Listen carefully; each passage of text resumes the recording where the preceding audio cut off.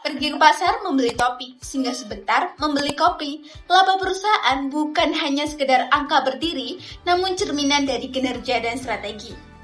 Angka laba perusahaan bukan hanya menunjukkan keuntungan saja, melainkan juga menggambarkan kekuatan dan arah dari sebuah perusahaan.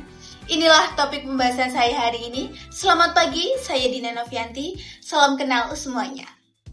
Berdasarkan daftar perusahaan dengan laba terbesar di tahun 2024 versi Fortune Indonesia, mari kita lihat siapa penguasa pasar di tahun tersebut. 3 posisi teratas diisi oleh sektor perbankan.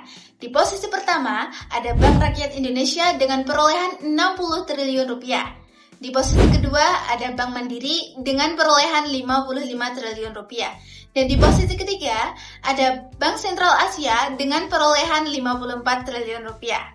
Selanjutnya di posisi keempat dan kelima, diisi oleh 2 perusahaan raksasa di bidang energi dan industri, yaitu Pertamina dan MindID.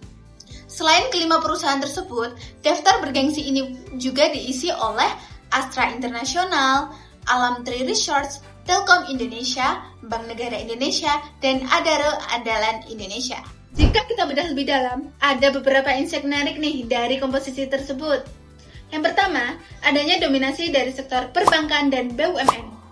Sektor perbankan dan BUMN masih menjadi mesin utama profitabilitas nasional. Hal ini menunjukkan bahwa industri keuangan di Indonesia sangat kuat dan stabil. Namun, hal ini juga menimbulkan pertanyaan, apakah sektor lain belum berkembang secara optimal? Atau memang skala bisnis perbankan memang cukup besar? Yang kedua, posisi kuat Pertamina, MindID, dan Adaro yang menunjukkan bahwa sektor sumber daya alam masih menjadi tulang punggung ekonomi. Hal ini menandakan bahwa peran pemerintah masih sangat besar dalam perekonomian nasional. Namun, kita harus tetap waspada terhadap risiko fluktuasi harga komoditas global di masa depan. Yang ketiga, terdapat kesenjangan operasional.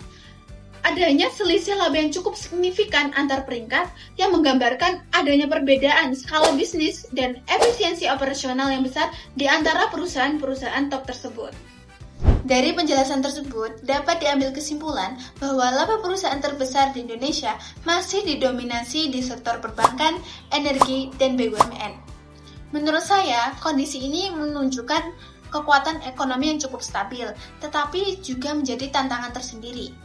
Indonesia perlu mendorong sektor lain seperti teknologi dan industri kreatif agar dapat berkembang dan berkontribusi lebih besar.